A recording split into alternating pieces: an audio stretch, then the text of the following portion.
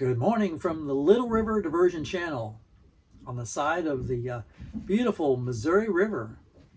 What river is this? I don't know what river it is. It's all a blur to me. And I don't really care. I'm just enjoying the ride, enjoying the anchoring out, just enjoying being on the boat. So this week's episode is going to include leaving here, Little River Diversion Channel, which I spent a great evening last night. Just a beautiful, great little anchorage off the river. Get back on the river with all the current and head further south. I'm going to be going to the Olmsted Lock, the Paducah Free Dock, I hope. Or it's not a free dock in Paducah. You got to pay for it, but it should be free because it's just a little dock out in the water.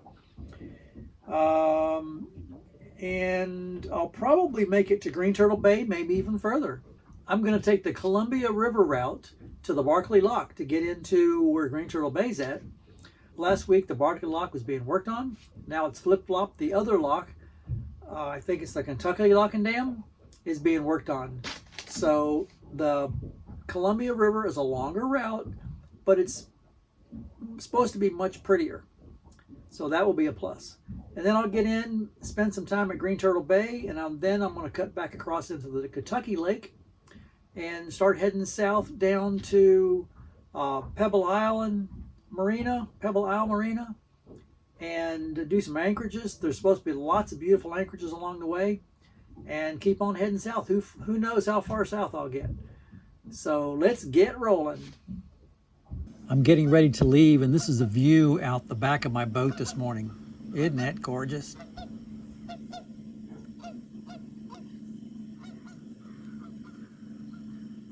And then once I turned out onto the river, it also had this gorgeous fog rolling up on it. There's just something about fog on the water that's mesmerizing to me.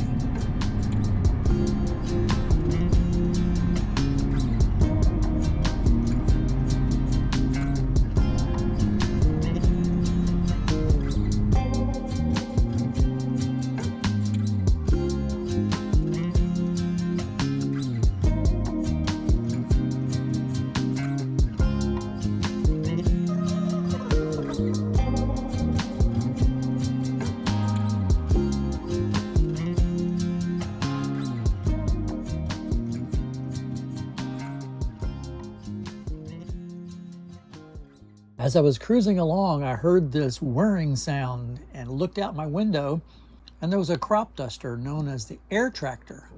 This little plane is amazing. He was doing turns and flying over the fields and coming back and doing tight turns again. It's a small single-person aircraft with an 850 horsepower turboprop engine on it. There's also a military version called an AT-802U. Look it up, you'll be amazed. Let me pass along a little bit of information. This is Navionics, and this is the Mississippi River. If I zoom in, let's see, right about here, see these black lines? Those are referred to as weirs or wing dams. They're below the water level at a normal water level safe depth. So in other words, when the river's at a normal water level, these are well below the boat, so you can drive over them. You can even see there's a little dotted sailing line, which is the center of the river. They go well within that. So they are out there under you. Some areas they go out there even further. So that's a weir or wing dam. What these are for, as the water comes down going in this direction, they keep the shoreline in a curved area like this from wearing away. So they are to help prevent erosion. And then if I go down to somewhere here, you can see these other ones that are actual land that sticks out. These are above water. They're giant piles of boulders that go out 40, 50, sometimes 100 feet or so. And they are above water. They perform the same thing to keep the shoreline from wearing away. These are referred to as rock dikes. One more type is this big curve you see here. They're also a type of a rock dike, but they're referred to as a chevron. My understanding that the difference between these, they also protect from shore erosion, but the reason they did a curve, what I've found in some of the studies, is this curve creates a dead zone in here for water flow. That allows invertebrates and small fish to be able to breed and thrive in this area without being washed away by the current, because this is usually in very strong current areas. And there's only minimal chevrons, so I believe these are just done for study purposes and to try and help to see if that can help small fish to thrive. So hopefully that helps. And yeah, just something to note on things like navionics. There are a boatload of barges, referred to as tows, out today, being pushed by tugs as small as this one right here to big, huge ones like this one here. This guy is a floating city. I looked it up, and it's powered by twin locomotive diesel engines that put out a combined 7,400 horsepower.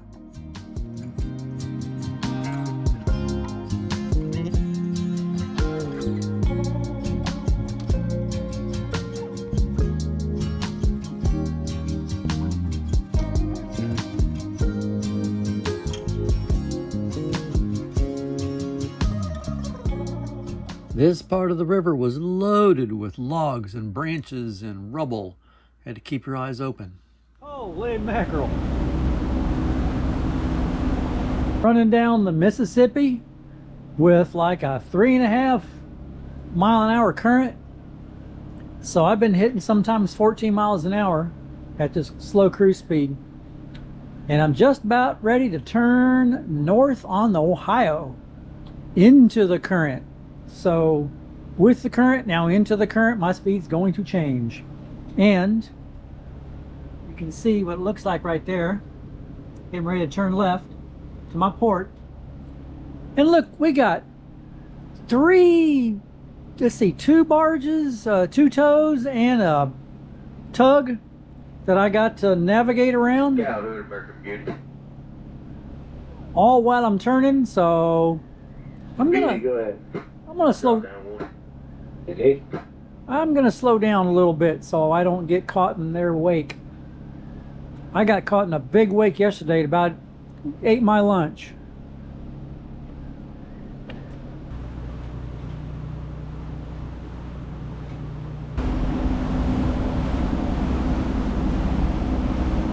Well, now that I'm heading north on the Ohio River against the current, I went from a maximum of about 14 miles an hour down to just under 8 miles an hour. Wow, big difference with the current. American Heritage Riverboat.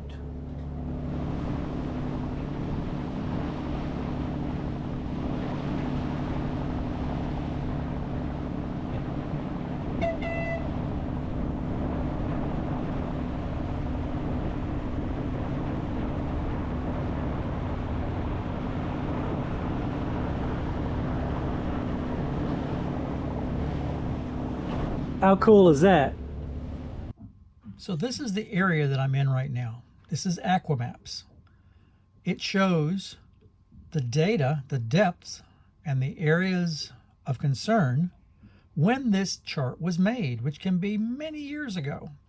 However, the Army Corps of Engineers goes out anytime there's something done like a dredging, or if you have a storm coming through in a coastal area especially, that creates shoaling. The Army Corps of Engineers will send out a boat and they will run back and forth, taking new live data. And the way you see that is you go down to the menu, go down to this shaded area and turn on usage surveys. And you can see this now shows live colors. This is where Army Corps of Engineers, or USAH data, was taken recently. People have asked, how often do they do that? Well, this is the second time I've caught them doing it on a loop. And this is a boat right now that's running back and forth and back and forth. I sat for a while and watched them do it. And they were doing it right in this area right here because they just got through dredging. I just passed the dredge right back in here. So all this is freshly dredged and they're now capturing new live data. It's pretty cool stuff. Very valuable. It's 9:30 in the morning and I'm headed up the Ohio River, headed for Paducah. The Ohio River is the border between Illinois and Kentucky. So, welcome to Illinois.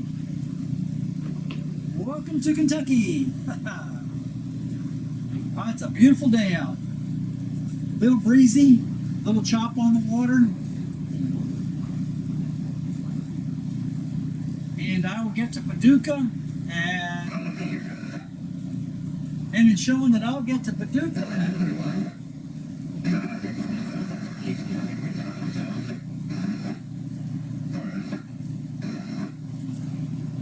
And it's showing that I'll get to Paducah at 12:25.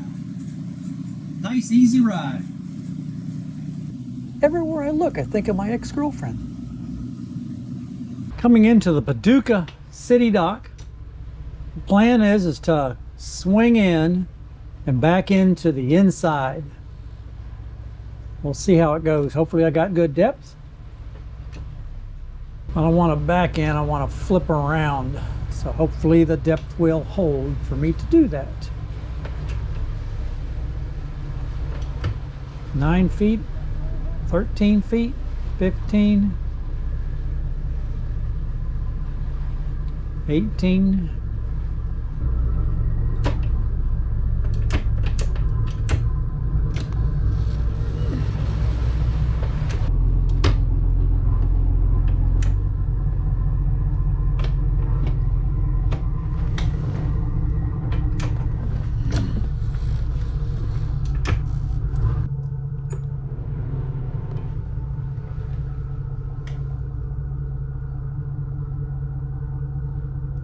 Oh boy, oh no, there's mayflies here.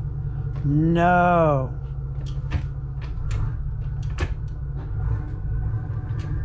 Oh my goodness.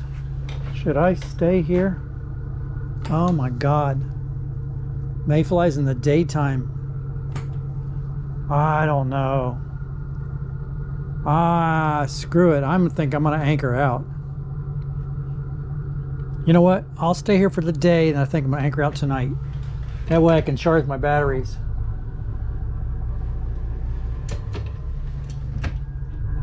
I don't want to deal with the mayflies again. No way.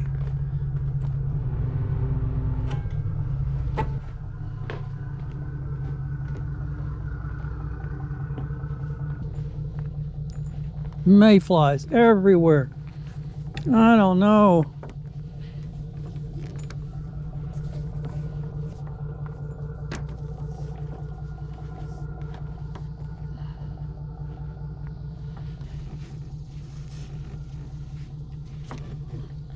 Bow line's on. Ass is swinging out. No big deal. Got plenty of line. Just like lassoing a cow. Well, not like lassoing a cow at all. More like looping a cleat. Look at this. I walk around the other side of this pole. Look at this cover. What friggin' mayflies. Oh, and they're already flying all the way over to my boat. No! Go! Gosh. No. I went ahead and flipped the boat around the outside. I think there's a few more mayflies on the inside, so not that it's going to make a big difference, but it is seem to be making a little difference. And there's a nice sushi bar here. Look at the size of that damn carp. That's insane how big they are. Look at that. I'm sure glad he's not rotten. He's dead. There's a little bit of smell, but look at, there's everywhere. They've had some sort of fish kill here. And just as soon as I got to Paducah, they were just floating everywhere. So free lunch. Who knew? Free sushi bar. Oh, I'm gonna hook up to the power.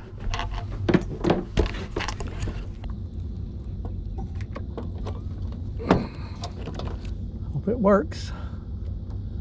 Let's see, on.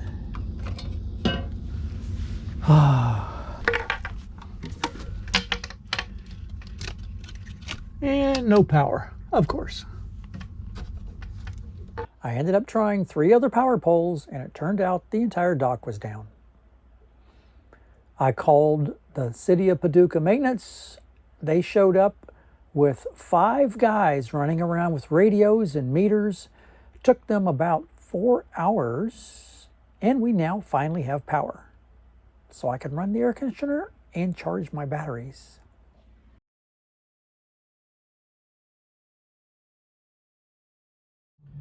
Good morning from the Paducah dock. I am leaving. It's 6:38, headed for Green Turtle Bay. It's about I don't know, it's a 30-mile trip, 40-mile trip, something like that. And one lock, the Barkley lock.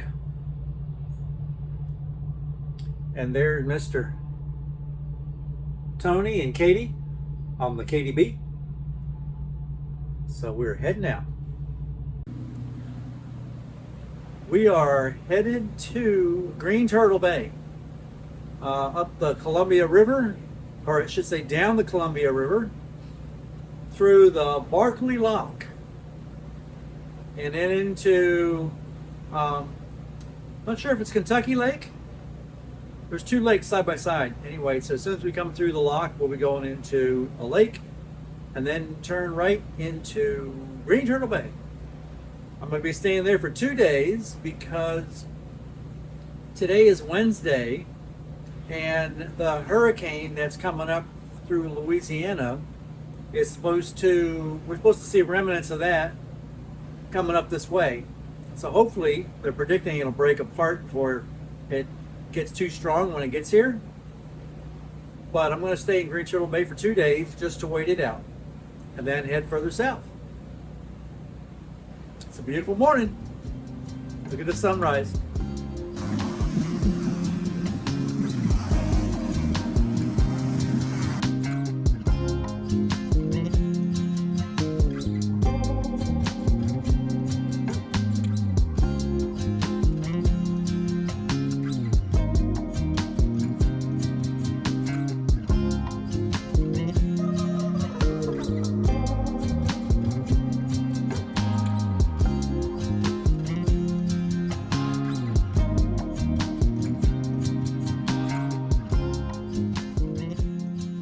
Yeah, this is Barkley Lock. It's a tall one. I think they said it was 52 or 57 foot lift.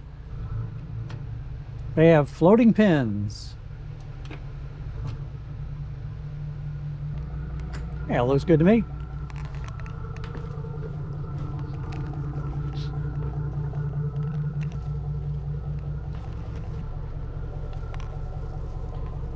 There we go. We're on.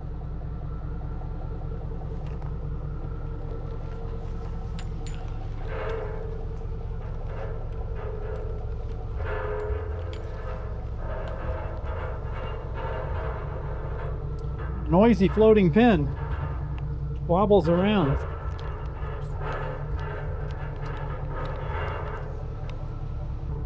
Doors are closing. Doors are closing. And there's KDB tied over to the port side. I'm gonna turn my engines off. We're headed up.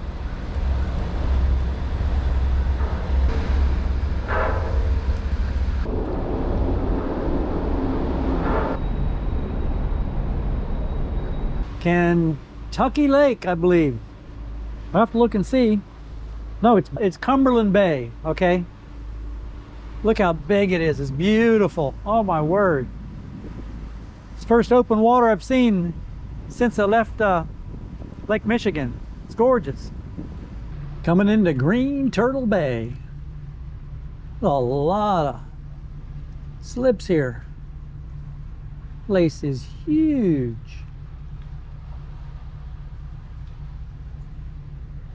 I'm going to get fuel first, and might as well get a pump out while I'm there too. Get it all done.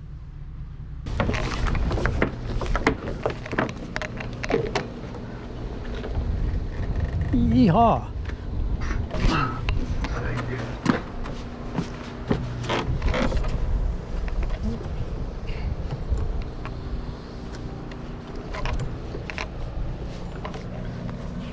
And that wind really got me.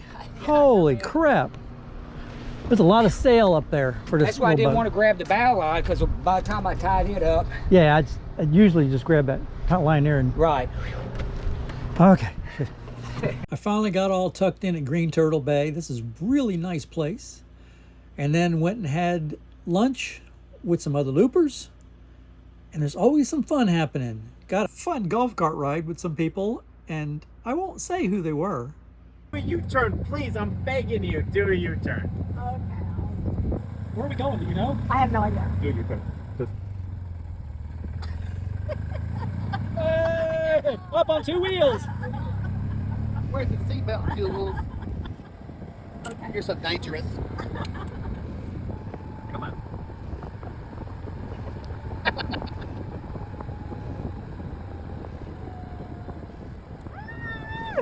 Oh, crazy driver.